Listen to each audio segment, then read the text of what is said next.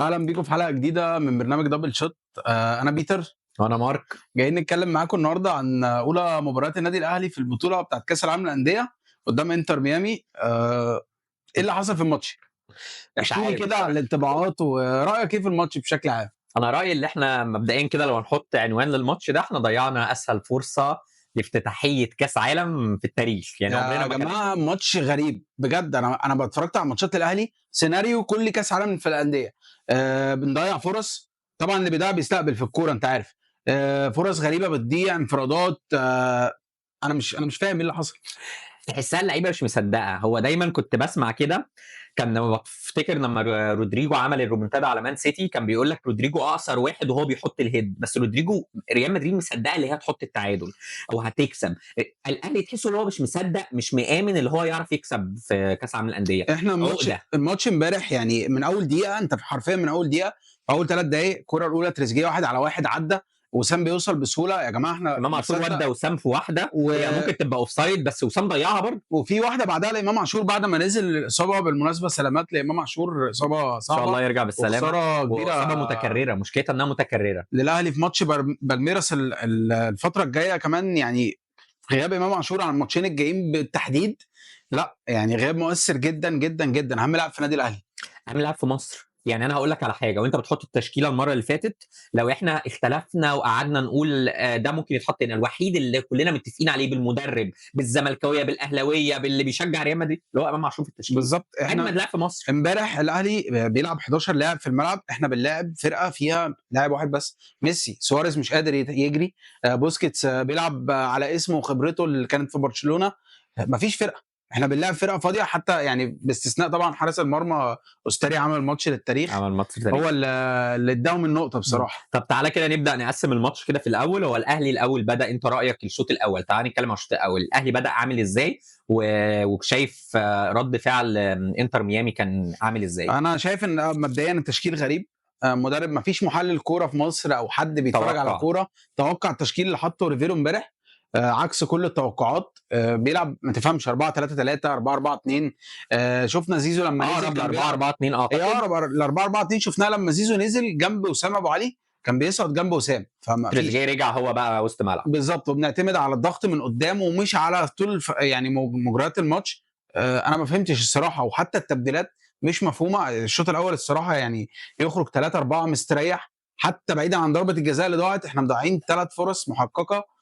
صح. اجوال. بس انا هقول لك على حاجه، انا مش هقدر الوم المدرب على الخطه او التشكيل بدل الاهلي لعب كويس بالذات في الشوط الاول. الاهلي لعب كويس قوي في الشوط الاول واللعيبه وصلت للجون. المدرب ووظيفته اللي هو يوصل لعيبه الجون واللعيبه وصلت. هنقول بقى ضعف من انتر ميامي او قوه وتكتيك وجمله هم متفقين عليها، تمام، بس الاهلي وصل بس ما كانوش عارفين يحطوا جوان. مع ماركا يعني معلش، هي الفرص الصغيره دي وهي اللي بتخلص ماتشات. الماتش ده بالنسبه لي بتاع امبارح كان اسهل من ماتش اوكلاند سيتي زمان لما كنا بنلعبه. ماتش بالميراس يوم الخميس بالمناسبه في 60,000 مشجع برازيلي لسه مسافرين النهارده الصبح رايحين يتفرجوا على الماتش. ففي صخب جماهيري والكره البرازيليه انت عارفها. فالماتش ده صعب جدا جدا على الاهلي في غياب كمان امام عاشور. فانا مش عارف، مش عايز بس ابقى هو بائس، بس لا هو لا، ماتش صعب. هو انا مش عايزك تبقى ياسي ان انا كده كده لسه متحمس الصراحه. الماتش انا انبسطت، يعني انا قضيت ساعتين كنت مبسوط في الماتش. بس طبعا متضايق، خرجت متضايق ان الماتش انتهى في الاخر بطعم وحش كمان على كره حسين شحات. وهنيجي في بالظبط. الشوط الثاني، هنتكلم في الشوط الثاني. بس الشوط ده الاول عايز له فقره لوحده حسين الشحات يعني يعني جاي الشوط له. الثاني اصلا يعني عموما في كلام كتير. بس الشوط الاول انا كان عاجبني اللي هو المدرب كان نازل ما بيلعبش ضغط عالي. هو كان عارف، تحسه مذاكر انتر ميامي وعارف اللعيبه دي لعيبه تقال، لعيبه ما بيجروش قوي. طب تعالوا لي تعالوا لي انتوا وسط ملعب. واول ما يبداوا عند مناطقنا كان في اجريسيف جامد، الاهلي بقى يبدا يضغط جامد. وانس خدنا الكوره تحولات، الاهلي كان عالمي في التحولات. بالظبط. كوره واحده امام عاشور عملها قبل ما يتصاب، بعد كده كان مروان عطيه هو اللي بيعملها. بالظبط. وحلاوه احسن ثرو بحبه هو الثرو في العمق. طبعا الاجناب والمهاره وصلنا بتاعت بيه وسام ابو علي كتير للجون، حتى لو كان في كورتين 3 اوفسايد. بس وصل الراجل، وصل. وفي كوره حتى اتحط جون واتلغى عشان كان واتلغى. اوفسايد. فانا التحولات كانت الصراحه حلوه، يعني الاهلي كان بيلعب حلو ولعبنا على النقطه دي وطبعا خط وسط انتر ميامي كان شايف في الشوط الاول ما كانوش عارفين يعملوا حاجه. كانوا الخط الدفاع وخط الوسط كانوا مبعاد عن بعض في انتر ميامي، فبالتالي كانت بصيانه واحده في عمق الملعب كنت بتكسر الخطين، كنت بتلاقي دايما في انفراده رايحه. فالاهلي كان بيلعب حلو، انا كنت مبسوط. كان بادئ تحسه كان المدرب مذاكر ومش عارف هو هيبدا ازاي مع انتر ميامي، وكانت بدايه تحفه. انا كنت قاعد كده فاتح بقي ومبسوط ومستمتع بالماتش، وقاعد بقول كده كده هنحط جون، اصل مستحيل الفرص دي كلها تروح ومش هنحط جون. احنا لعبنا كوره حلوه قوي في الشوط الاول الصراحه، يعني شفت الاهلي مش خايف، نازل بيلعب كوره، بيحط، بيروح، سرعات، تحولات، سيطره في نص الملعب، بتمسك كوره حتى بتستحوذ على الكوره. لا في حاجه غلط في قدام الجون. صح، هو من زي اول ما ضربه قلت الجزاء، حتى انا على فكره بالمناسبه لما ضربت ضربه الجزاء انا قلت احنا مش هنكسب، خلاص هي مش عايزانا. مش الكوره عايزين. اللي قبلها بتاعت اشرف داري اللي من على خط الجون، في حاجات غريبه حصلت امبارح. الكره اللي احنا طلعناها بالظبط. بقى دي اللي طلعها تقريبا وسام. وسام، بالظبط. وسام طلعها بطريقه مش طبيعيه، طلعها حلوه قوي. بس هو فعلا يعني الماتش كان غريب. بس بمناسبه كره ضربه الجزاء بتاعت تريزيجيه عشان نقفل الشوط الاول، تريزيجيه انت ايه رايك في الماتش؟ تريزيجيه طبعا يعني باستثناء ضربه الجزاء عمل ماتش عالمي. هو يعني هو الجناح الوحيد اللي كان في الاهلي اللي كان بيشتغل واحد على واحد وبيطلع وبيروح وبيعدي. فلا هو يعني انا شايف ان هو عمل ماتش كويس بصراحه. عمل ماتش حلو جدا. تريزيجيه كان عامل ماتش عالمي، كان عامل جبهه. حتى انا كنت شايف ان هو ما ينفعش يتبدل. بالظبط. الماتش لو تلاحظ الاهلي الشوط الاول كان الماتش مايل كده كله ناحيه جبهه تريزيجيه، بالظبط. كله بيخدم عليه، وهو كان دايما الكره طالعه من رجله حلوه وما كانش متسرع، كان باين الهدوء بتاعه. وعايز اتكلم برضه عن نقطه ثانيه، اخد رايك وبعد كده هقول رايي. زيزو لما نزل ايه رايك فيه؟ لا زيزو الصراحه انا يعني انا واحد من الناس ما كنتش مع نزول زيزو. انا لما امام اتصاب قلت هينزل اشرف بن شرقي، صح. لان هو بيلعب الحته بتاعت احنا كلنا امام دي اتفاجئنا. وبيصنع وبيروح وبيجي. زيزو انا قلت هينزل هيلعب جناح، هتبقى 4-3-3 يعني، او 4-2-3-1 صريحه. فلما زيزو نزل لا بصراحه عمل اداء كويس، مسك كوره برده، ما كنتش مع خروجه. طاهر، الشحات، قفشه، كفايه كده في الاهلي الصراحه. لعيبه بتأدي مستوى مش عارف اقول عليه الصراحه يعني.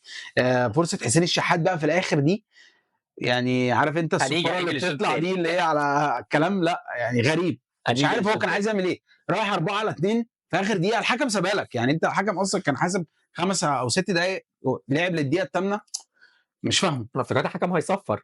لما الحكم اداها لنا قمت وقفت بقى، قلت خلاص ده الكوره عايزانا بقى، مره الكوره عايزانا. بس اي كان هنرجع نتكلم على الشوط الثاني. بس انت حقك تتكلم على كره حسين الشحات دي، وان هو لازم نقعد نذكرها في الحلقه كذا مره، انها حتى بولا من ورا مضايقاه. مش قوي يعني.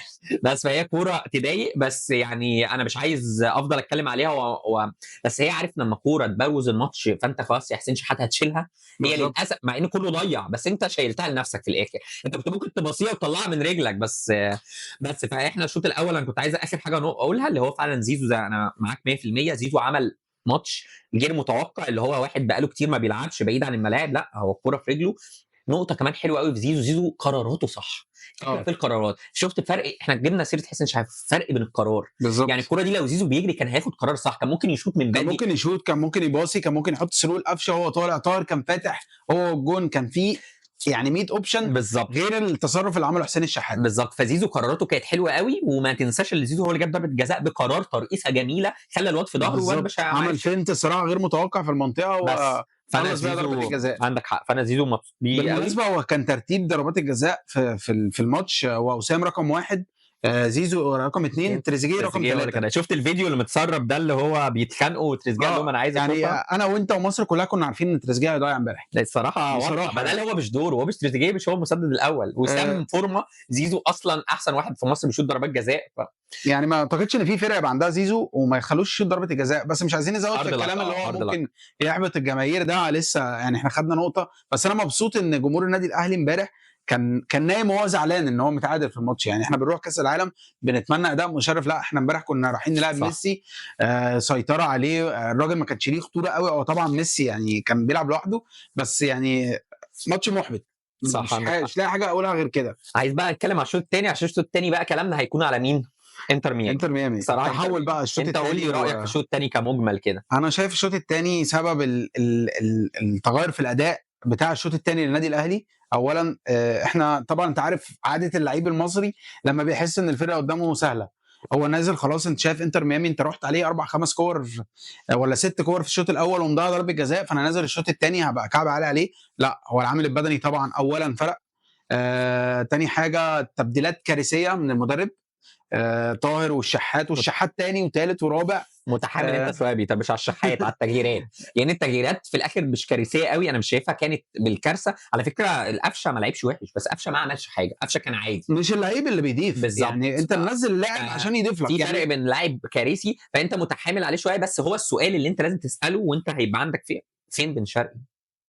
هو انا كنت شايف تصريح امبارح او خبر كده ان هو بن شرقي كان بيعاني من الام في العضله مش عارف ايه في التسخين. وارد صح ممكن. فدي اللي كنا بنسمع عنها، لكن التبديلات كلها انا مش معاه في التبديلات كلها غير تبديله طاهر، محمد طاهر، وكان باي حد مكان تريزيجيه هو اللي بيشكل خطوره. انت بعد ما تريزيجيه خرج مفيش حد بيروح بكره واحد على واحد، انت ليك كورتين ثلاثه، تسديده بن رمضان على الجون، شوطه حسين الشحات اللي من رمضان بره عمل ماتش حلو المنطقه. قوي. لا هايل الصراحه، هو ومروان عطيه نجم الماتش مروان الصراحه عطيه امبارح. نجم الماتش بعد الشناوي.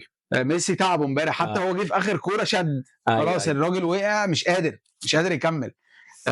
فلا يعني مروان عطيه عمل ماتش كبير. تقول لي انت شايف ايه؟ انا بقى شايف اللي هو انت عندك حق في فكره البدني دي. هو الاهلي عمل ماتش جامد قوي في الشوط الاول. الشوط الاول كان الاهلي بيجري والتحولات كانت جامده واللعيبه كلها كانت بتجري، فبالتالي احنا نزلنا الشوط الاول خلاص بدنيا وقعنا. زائد الماسكرانو برده مهما كان هو بدا بقى، هو الشوط الاول كان خلينا نقول الشوط الاول الاهلي عمل عليه جيم عالمي بالظبط، فهو ما جاش. فهو قال لك خلاص بقى يا جماعه احنا هنعمل ايه؟ احنا هنحاول نلعب مان تو مان. كان بيلعب مان تو مان.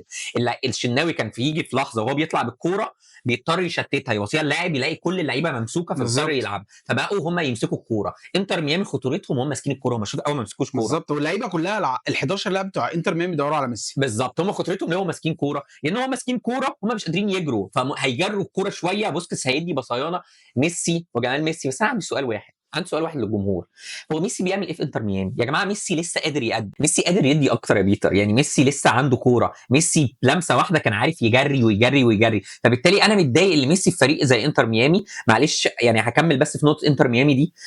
يعني اللعيبه تحسها كلها، يعني واحد زي سواريز ده، انا سواريز ده شايفه احسن سترايكر انا شفته في حياتي، مع ان انا بشجع ريال مدريد. بس انا في نفس الوقت انا ما كنتش بحبه، بس هو كان جامد جدا، بس هو مش قادر يجري. انت شفته وهو بيتمشى لا كان هو شطب كوره خلاص. فبالتالي الفريق كله مخلص. فانت بتعمل ايه معاهم يا ميسي؟ انا شايف انك لسه تقدر تقدم، ولسه ميسي يا جماعه انا حاسس انه هيلعب كاس عالم عامه. هيلعب ان شاء الله. سكالوني مدرب الارجنتين قال لك انا هلعب بميسي في كاس العالم. ميسي يا جماعه لسه معاه كتير، ويقدر يدي سنه او سنتين كمان. بس هو ميسي بس تحول من لاعب خارق للاعب جامد جدا، بدليل ان مروان عطيه بقى قادر. يعني مروان عطيه قدر ياخد منه كذا كوره طبعا. يعني كده شاوت اوت لمروان عطيه. مروان عطيه عمل ماتش جامد جدا. مش عايزين نقلل، مش بنقول اللي هو كان بيقطع كوره من ميسي عشان ميسي مستواه قل شويه، لا احنا بنقول له مروان عطيه عمل ماتش جامد، ومع ذلك ميسي لسه عنده كتير. فانا انتر ميامي طبعا ماسكران شايف اللي هو الفريق مش قادر، فلا خلاص العب مان تو مان، حاول الكره تبقى في رجلك. الكره لما بقت في رجلهم اكتر ميسي، وفي معادله زي ما قلنا الحلقه اللي فاتت في الايكويشن، لما يخش ميسي فريق قادر يقدم. فبدانا نشوف خطوره، الاهلي بدا يصدق اللي هو انا هخسر. عارف بقى لما الاهلي انا كل اللي انا ضيعته ده وشكلي هخسر، اللعيبه بدات ترجع لورا، رجعت لورا مع هجوم انتر ميامي. شفنا الشوط الثاني ده، فمتضايق قوي اللي في التحليل كله في الاخر يقول لك ايه، اصل الاهلي لعب شوط وانتر ميامي لعب شوط. بعد كل ده يا بيتر، بعد الاهلي عمله ده كله، في الاخر يقول لك تعادل عادل.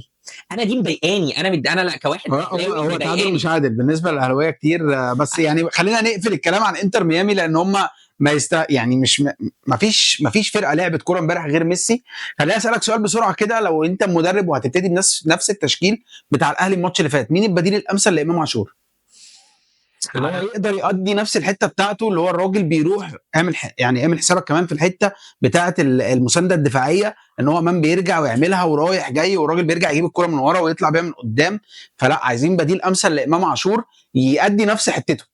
قولا واحدا ملوش بديل، امام عاشور ملوش بديل في الاهلي. بس انا كان عاجبني التشكيله، وانت برضو قول رايك بعد كده. كان عاجبني التشكيله لما زيزو نزل، كنت شايفها متوازنه، وزيزو كان عارف يجي ويوازن. بس انا معاك ان زيزو عمل ماتش هايل بصراحه، بس زيزو في الحته الدفاعيه مفيش. لا زيزو صفر دفاعي. مش معنى كده عشان كده بقول لك مفيش حد هيعوض امام عاشور بالظبط. بس انا اشوف ان اشرف بن شرقي يقدر يعمل الحته دي. بس اشرف بن شرقي برضه دفاعيا مش قوي قوي. حتى اشرف بن شرقي في حته ان هو الراجل كان بيلعب 4-4-2، كان ممكن يسقط جنب وسام ويلعبوا هما الاثنين مهاجمين مع تريزيجيه مم. اللي هو هيشغلهم. فانا شايف ويعرف يلعب الشادو سترايكر برضه، بينزل بالظبط. تحت في دايموند لو هيلعب 4-4-2 دايموند. بالظبط. فلا انا اشوف ان اشرف هو اللي يقدر يؤدي الحته دي، بس طبعا ريفيرو غير متوقع، ممكن هو ابتدى ب 11 ممكن يشوف 11 غيرهم الماتش الجاي. عموما يعني عموما خلينا بص يعني خلينا دلوقتي كده نخش على تقييم بقى لعيبه الاهلي. انا طبعا مش هتكلم على انتر ميامي، انتر ميامي ما فيهمش غير ميسي، ما فهمش غير ميسي. ميسي وحارس المرمى اوستاري. لا هو كده كده مان اوف ذا ماتش حارس المرمى اوستاري عمل ماتش عالمي يعني، مش عارف تحسه عاد من الموت. هو الراجل اصلا بالمناسبه كان معتزل في 2021 ورجع من الاعتزال تاني ولعب كوره. ايوه انا كنت بشوف له صور كده لعب كام ماتش دولي علينا الصراحه امبارح. خلينا نخش على التقييمات. بولا بقى يقول لنا لعيب كده ونقرر انا وبيتر بالظبط. نتفق. مين بالنسبه لكم مان اوف ذا تيم بالنسبه للاهلي؟ انا هقول 2 عشان انا مش هقدر ما اقولش مروان عطيه، فانا اقول شناوي مروان عطيه. لا انا اقول محمد الشناوي بس. تقييم محمد هاني. محمد هاني الصراحه من أسوأ لاعبي الاهلي امبارح. الراجل ما عملش اوفر واحد طول ال 90 دقيقه. العرضيات الراجل بيلعب اوتات بس، العرضيات كانت بتطلع لقدام حاجه غريبه. بيلعب تمريرات على الخط، يعني انت بتاخد الكوره من الشناوي. يعني بالمناسبه انا اول مره اشوف الشناوي بيلعب برجله كويس. فلا محمد هاني اديله 4 أو 5 من 10 بالكتير قوي. 4 من 10 مع بيتر. اشرف داري اديله 7. اشرف داري بطيء في التحضير يعني انا اقل شويه من بيتر، بس هو اشرف داري يعني مع ياسر هو اللي عمل الماتش الجامد. بالظبط. ياسر اديله 10 جرينتا وروح وقلب زي بيتر يعني، بس خلينا نقول 9 عشان العشرات نديها لناس ثانيه. كوكا عمل ماتش كويس الصراحه، اديله 8 من 10. الراجل هو اصلا كوكا مش الباك الشمال اللي بيروح وبيرفع وبيجي، هو كان حاطه عشان يقف وعمل اللي عليه بالظبط. عمل اداء كويس. حمدي فتحي اديله 8. عمل ماتش كويس. مروان عطيه 10 من 10 زي الشناوي. 10 من 10 باستثناء معلش يعني التمريرتين بتوع الشوط الاول اللي عملهم غلطتين هم دول بس اللي كانوا هيجبروا المدرب يغيروا. بس انا بس عايز اقول حاجه، انا بنقول تقييمات كمشجعين للاهلي، بس هو طبعا يعني مروان عطيه ما ينفعش ياخد 10 من 10 انه غلط بالظبط في غلطات، بس هو كان اللي هو عمله قدام ميسي لا يا عم 10 من 10 انت لعبت قدام ميسي. بن رمضان ماتش جامد قوي، اديله 7 من 10. 8 من 10. امام عاشور في الدقايق اللي لعبها انا بصراحه مش هقدر اقيم امام عاشور، بس امام عاشور اول بصينا عملها ودا وسام. بس انا متاكد ان امام لو كان كمل 90 دقيقه كنا هنشوف ماتش تاني غير ده. هيعمل ماتش جامد قوي. وسام كان ليه كورتين كده اوفسايد ما حطهمش وواحده حطها، يعني شايف ان هو عمل المطلوب منه الى حد ما، فاديله 7 من 10. اقل كمان بس تمام. تريزيجيه عمل ماتش جامد. تريزيجيه 8 من 10 9 من 10. انا برضو مع مارك 8 من 10 باستثناء ضربه الجزاء اللي ضيعها. سريعا بقى معانا 5 بدله وشايل لك مارك الشحات في الاخر.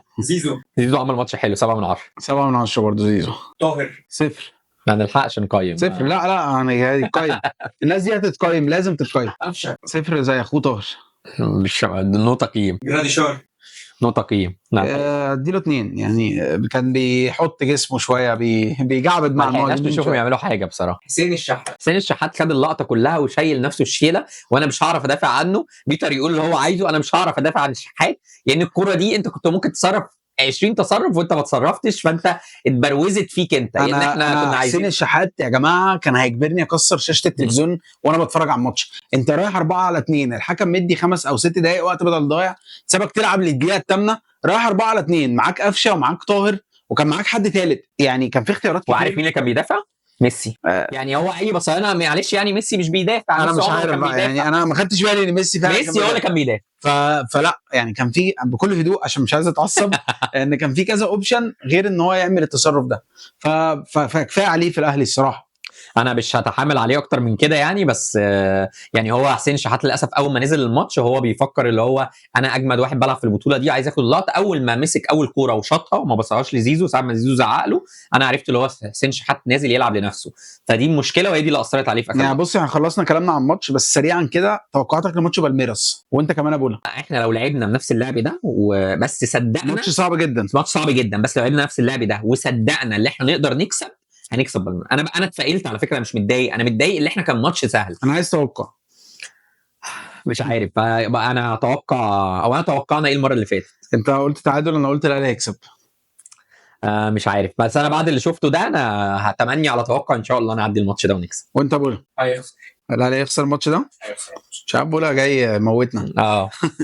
لا انا بقول الاهلي ان شاء الله يكسب 1-0 ان شاء الله. صعوبه يعني ان شاء الله، بس يصدقوا الاهلي يقدر، والاهلي فريق عالمي ناقص بقى يثبت لنا اللي هو فريق عالمي ان شاء الله. طب يا جماعه دي كانت نهايه حلقتكم من برنامج دبل شوت.